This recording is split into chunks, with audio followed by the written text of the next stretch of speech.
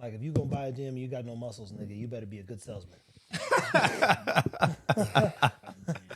Seriously, man. I'm dead. You ready? Yo, is it rolling? Hey guys, listen, we are back with another episode of Unmotivated People. The challenges every day. We try to find some more motivation. We've got Maul, Jamarcus, and Stan. They saved in my phone as the Dog Man. That being said, we want to continue to talk a little bit about the dog industry, business life, etc. But Stan said specifically, you want to talk about being discouraged. So we're going to also talk about being encouraged. Now, I know Maul has had his tough times. Hell, I've had tough times. Jamarcus for sure has had some tough times. And I've cussed Stan out when he had tough times and fussed at him. I said, look, man, you got to keep the show going, my friend. You got to keep it going. So, Stan, go ahead and talk a little bit about what you why you wanted to talk about this topic. Why is this important? Because you shouldn't be discouraged, and that's you're going to be at some point, but you shouldn't be. That's fair, but yeah, you shouldn't stay discouraged, as I should say. And I think back to the one time we were out at what's the high school by your house? I know exactly. Yeah, that one. Ray Braswell. Yeah, we were at that high school, and I had Rocco out there, and for whatever reason, we were just having a terrible day in obedience. He didn't want to listen. He didn't want to out, blah, blah, blah. And I just got pissed that day. And that was probably one of the first times, like, I think you ever just really talked to me. And it was like, look, bro, he's a dog. He's going to mess up. Like, you shouldn't get frustrated. Like, you know you can get him to do everything, but he's just having a bad day. Let's go do something else.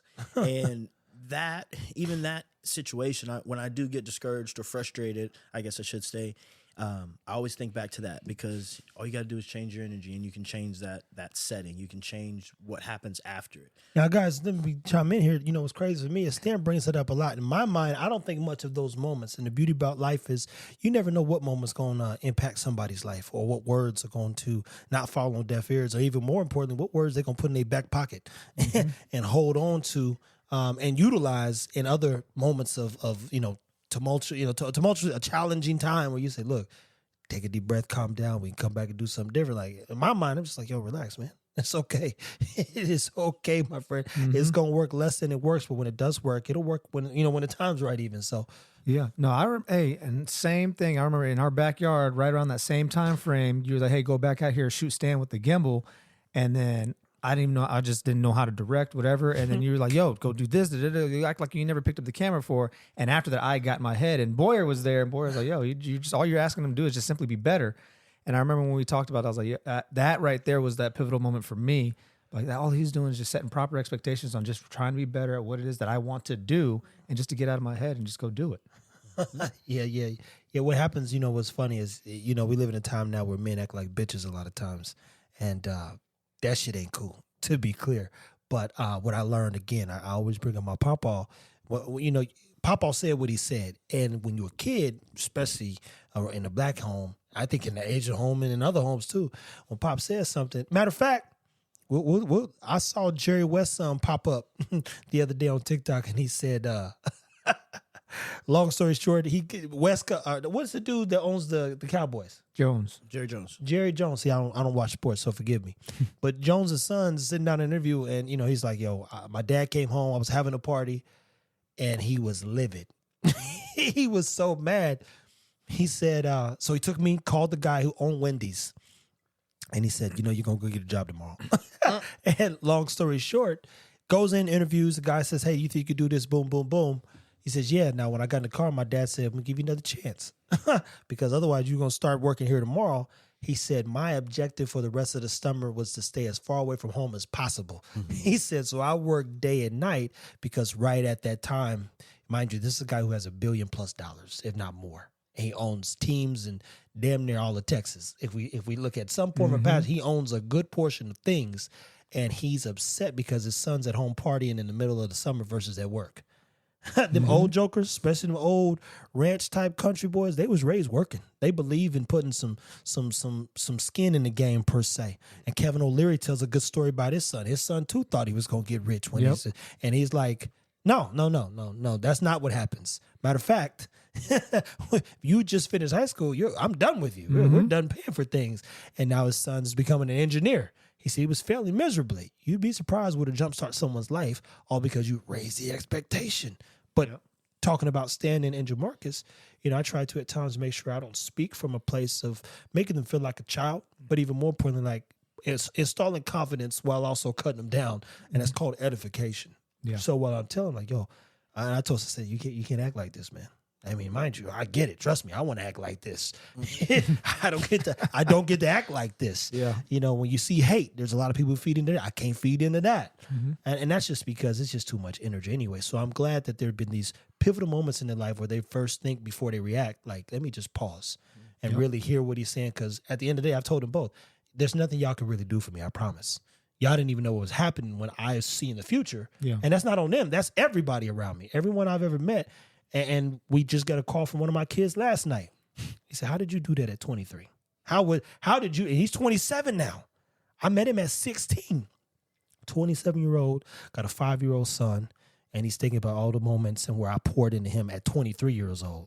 How did you do that at 23, Bros? How did you know every day when you walked in the gym that you had to pour into us and make sure we was okay? And it was more than just the game of basketball. And he played for a team that went 25-0. They won state championship. I was there for it. And he was a sophomore. So I've watched a lot of people grow, and to mind you, I'm saying my mind would need to be said. I move on. I don't harp or hold on to nothing. I'm like, bro, it ain't personal for me. Yep. If it's personal for you, that's between you and God. I said, and I gotta go.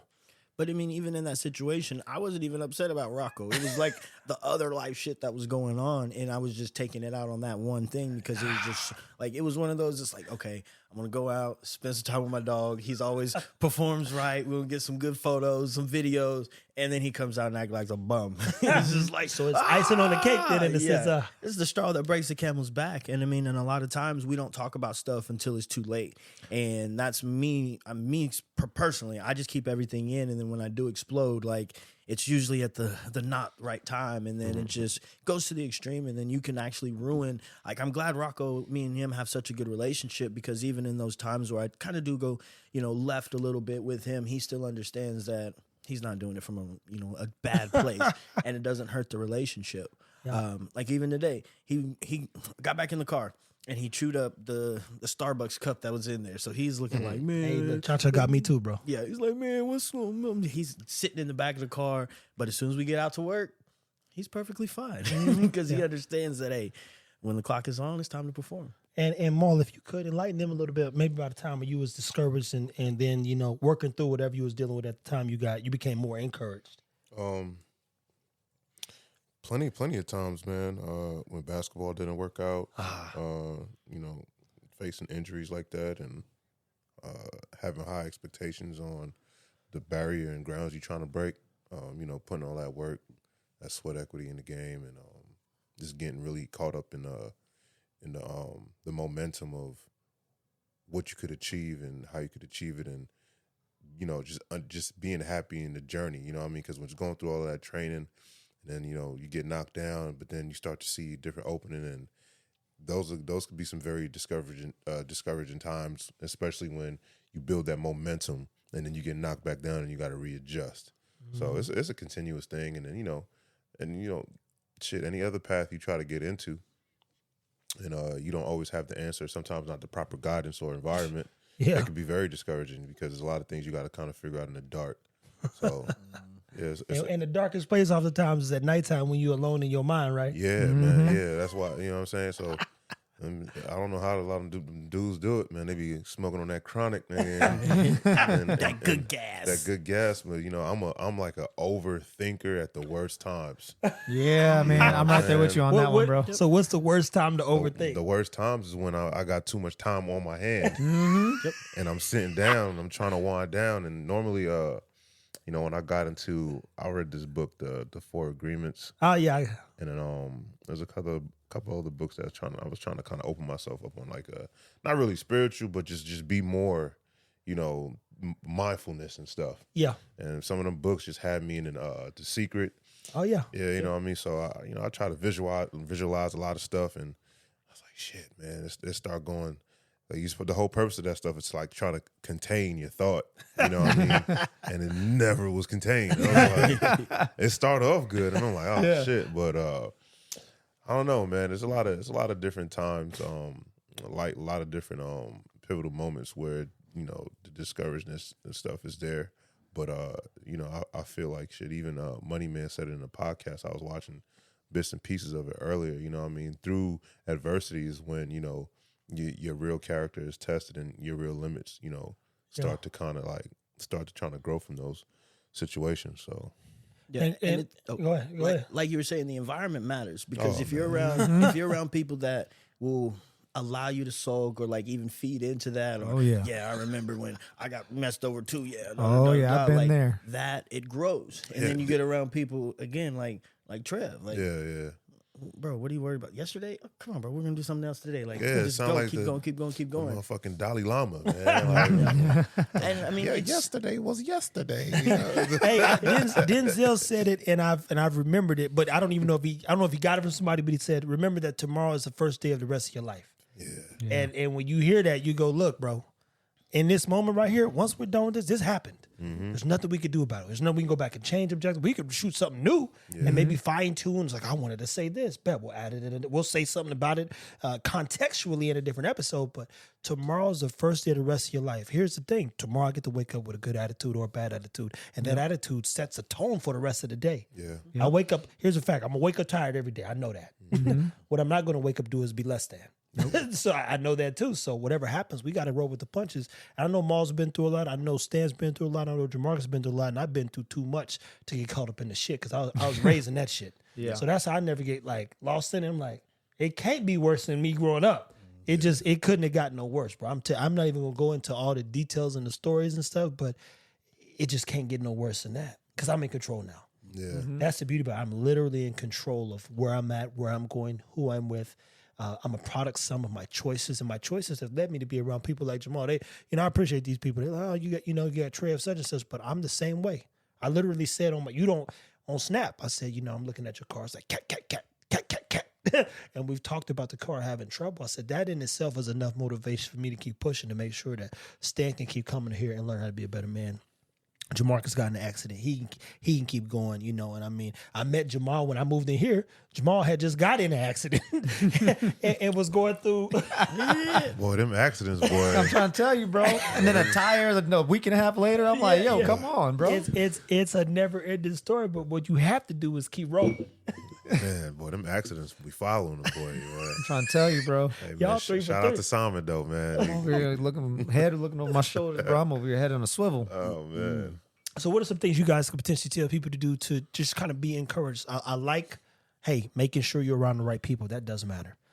I think working out. Yeah. I mean, honestly, but even before I met Trev, I started running a lot. I was running 100 miles in a month. I started riding the bike, push-up challenges, just physically pushing myself to be better, be more. And that keeps you outside of your head because, again, when you're out on a run and you at like 7-8 miles, you ain't thinking about anybody that screwed you over. You ain't thinking about the hard times you had. You thinking about put this right foot in front of this left foot and keep going. And it helps you. It helped me get out of my head. And when I don't work out, I can literally feel myself get frustrated about like stupid shit that I wouldn't normally get frustrated on. And it's like, when's the last time? Oh, I ain't worked out in a couple of days. All right, let me go hit these push-ups real quick. And then that I think that's the best thing for anybody because you feel, you feel how you look. And if you like looking at yourself in the mirror, like I like taking off my shirt and looking at myself, it's like, oh shit, okay, I got a little something up there. It makes you feel better about yourself. Having a clean haircut, being well groomed, all of those things matter.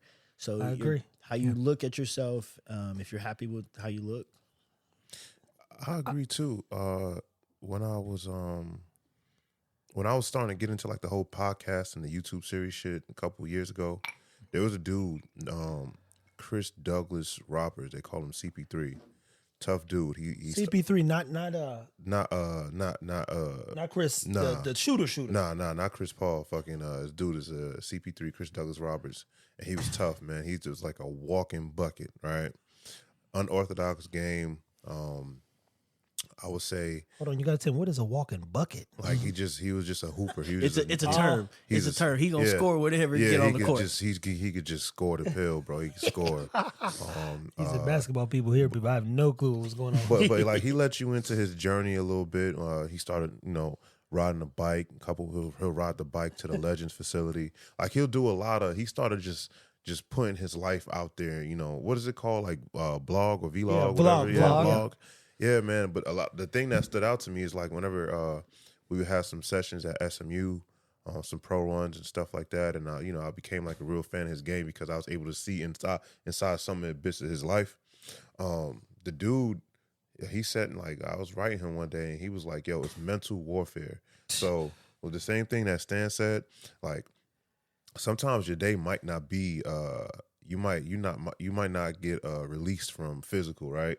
But you might read a book or something like that. And the main thing I feel like is like, yo, whatever it is that stimulates you the way you need to, that's how you got to kind of orchestrate your day around. So it's like from your workout, if you ain't gonna work out, you're gonna lounge. Let that lounge time when you chilling could be very productive if you are, you know, invested in the shit that is feeding you. You know what I'm saying? Oh yeah. So he definitely was like, yo, you don't gotta, the gym is cool, but sometimes like your body eventually gives out. The next thing you could do is, you know, read a book, listen to a podcast, you know what I mean? Watch a show that made you happy. Or, you know, watch a cartoon. Yo, you know what I'm saying? Like it's mental warfare, and sometimes you gotta balance out what you need to be fed for you to get in that right, you know, situation. And a lot of the shit also with, you know, social media, sometimes I fucking scroll aimlessly, bro. Trust me, Like, we know. I'll send these dudes probably by like 15 fucking things in like 5 minutes, bro. You know what I'm saying? So it's like, I feel like if you curate your day from start to finish and very mindful of what you allow in your space, from the biggest to the smallest of things, that could also help, you know what I mean, with the time that you're The downtime focus. in a Yeah, sense. the downtime. You're not focusing on failure as much. You focusing on the next thing I got to do. Getting You stuff know what I'm done. saying? No, So, definitely, man. That's why I love waking up early. I mean, I can tell when I don't wake up and get to the gym or even edit some videos or stuff in the morning, like my day's a little off. Like I start behind. Like sometimes I be sleeping in because I be tired. That routine, man. But like 7:30, you be like, damn, let me get up. And then it's like, man, I need to do this. I need to feed the dogs. I need to let it out. And then by the time you look, it's like, damn, it's 9 o'clock. This is why I start so early. Exactly, man. No, but so for me, I would say, you know, just to piggyback on all the things you guys are saying, keeping an open mind. You know, it's one of those things, you'll start to learn a lot about yourself when you keep an open mind by trying new things, being open to new things. I know Trev has told me time and time again over the years, hey, why don't you do this? Why don't you try this? And then later on, waiting maybe 3 or 4 months before trying, and then trying, I'm like, oh man, I wish I would have just done this when he said so. You know, from like, for example, the game. He was like, yeah, I used to play video games a while back, and then I stopped for some time. And then he'd been telling me for the past like year or so, like, hey, man, you need to get on this game. Trust me, like, you know, it's going to go somewhere. Trust me. And then sure enough, like about 4 or 5 months ago, I finally decided to pick up the sticks and start playing it again. And then now I'm over here like a fiend. Like, yo, let me go get some Fortnite in real quick, Well, get a couple of rounds. It's just another way in which, you know, and even Grant Cardone's wife complained about him being out all day, coming back and just want to play a little duty or something for a little bit. You guys be surprised how many ways you don't want to think. Yeah. I think all day for a lot of people. Yeah. And then I think about how all these people could be better. And so my thing at times is Legos. So I'll sit down and that too. don't want to think. I just focus on following instructions and don't, duck off per se and just build some new shit. Hey, that is funny you say that. So I used to have trouble sleeping at night. I used to have insomnia. I just would wake up and couldn't go back to sleep. Yeah. So before I went to bed, I started watching. It's a show called It's Sunny in Philadelphia. All right, Marcus.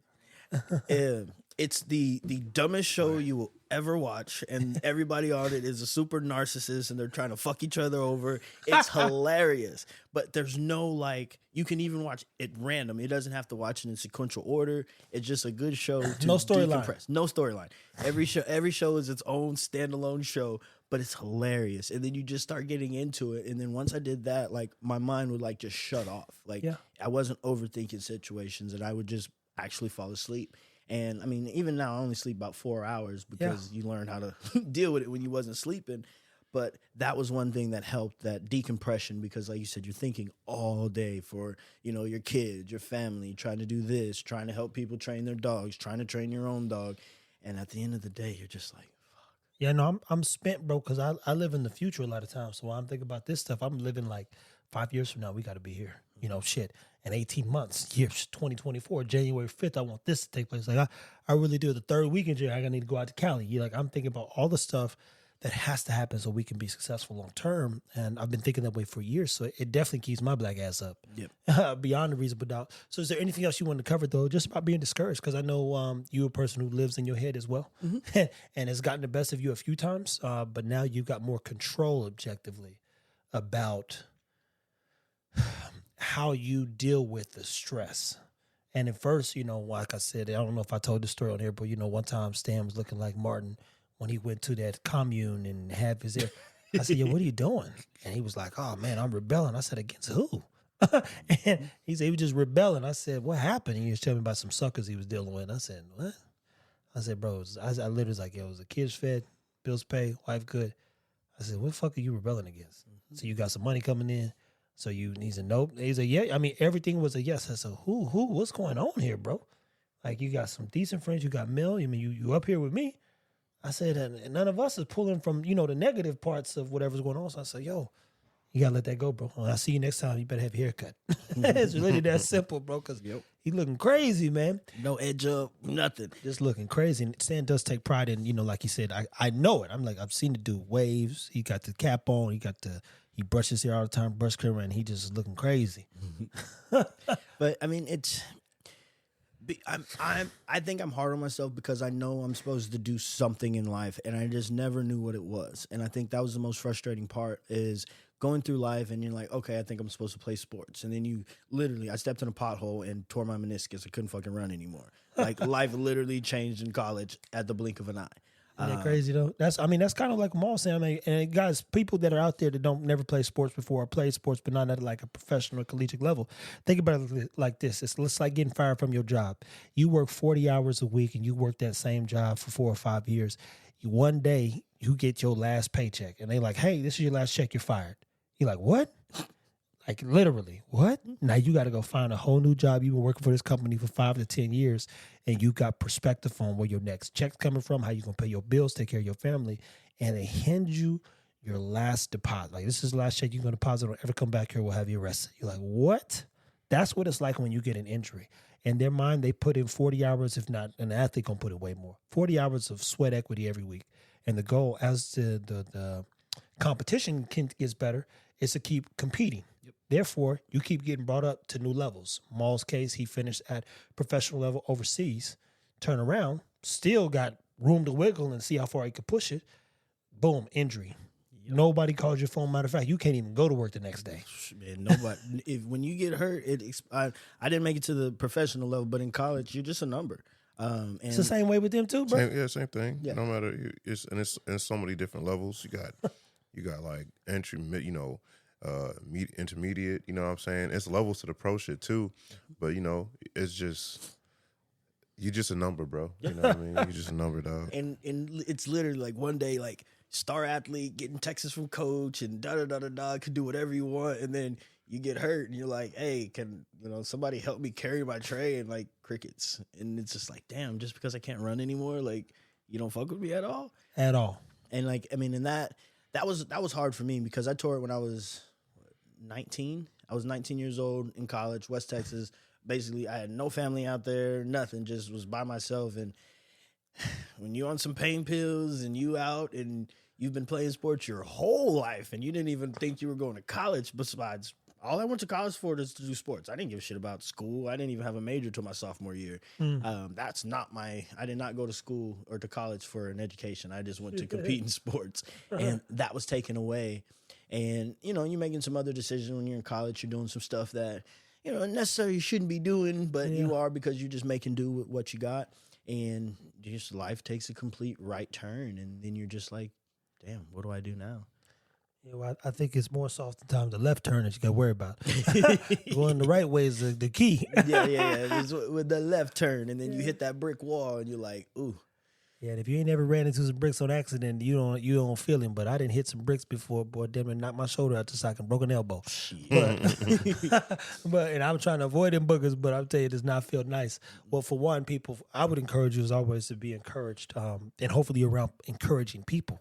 A lot of people live in the negatives of life, and so if something bad happened, they just gonna keep harping on it. And that, I'm a Marvel head / movie and person, and one of the last scenes where Bushmaster's leaving the Nick Cage saga per se, he said evil only festers, and then she went in to kill her mom because she really I had to think about it like, damn, this woman is pure evil.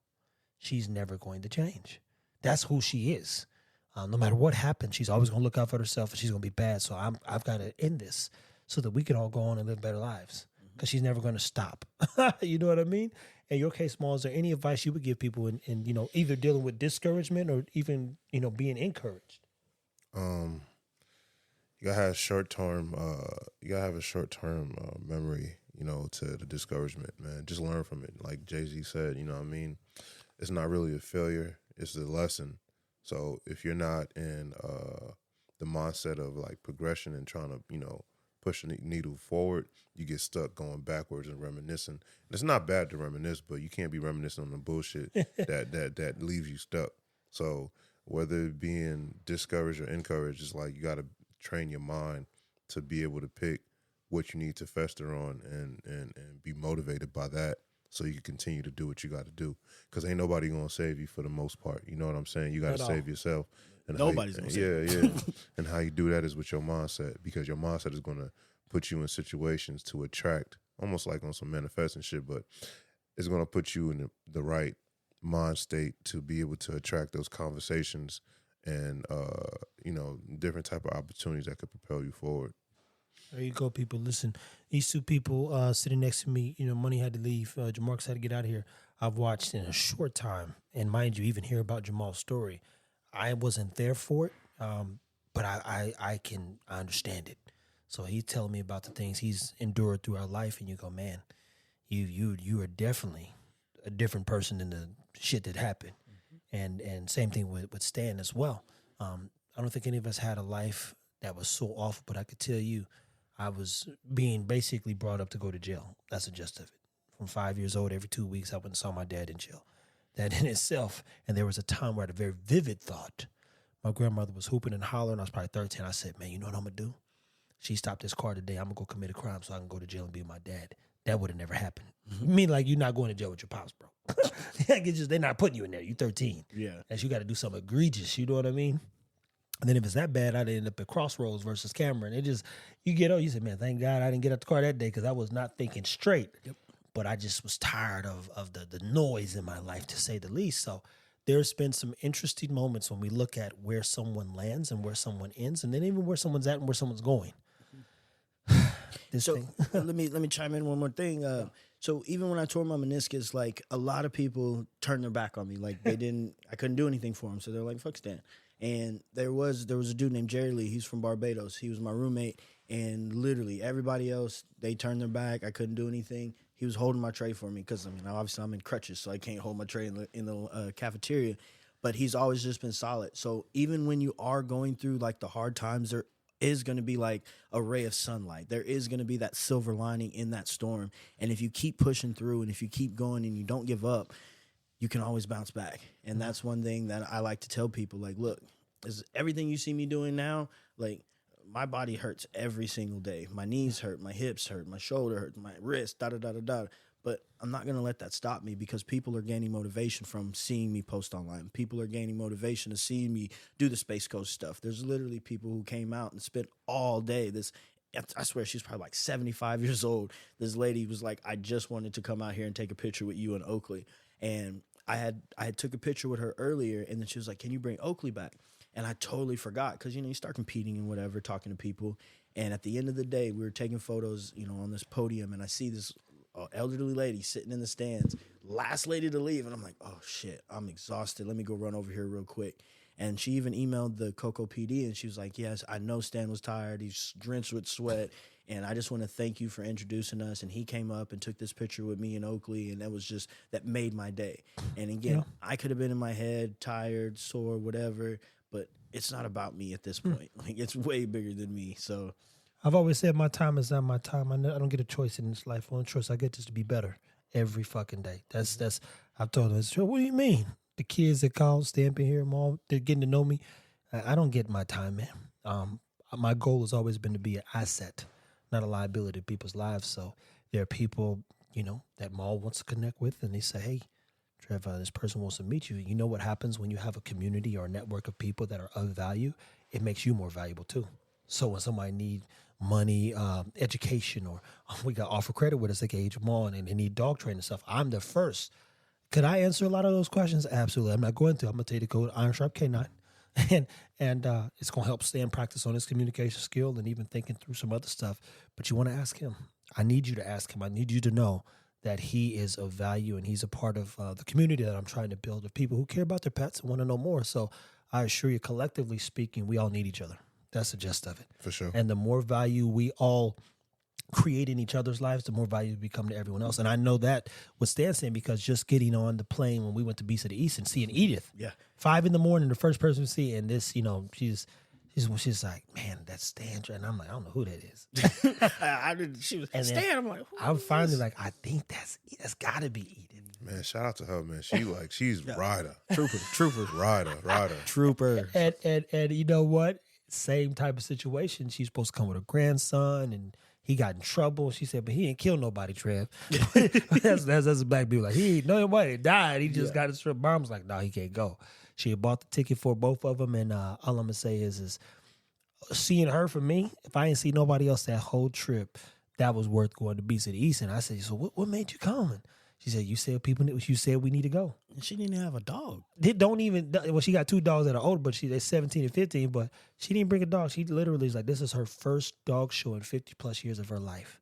And it's all because she became a follower, supporter of her dog's quality of life by way of Fit Bully TV. And did her research, as she said in her interview, and just really like, I appreciate you.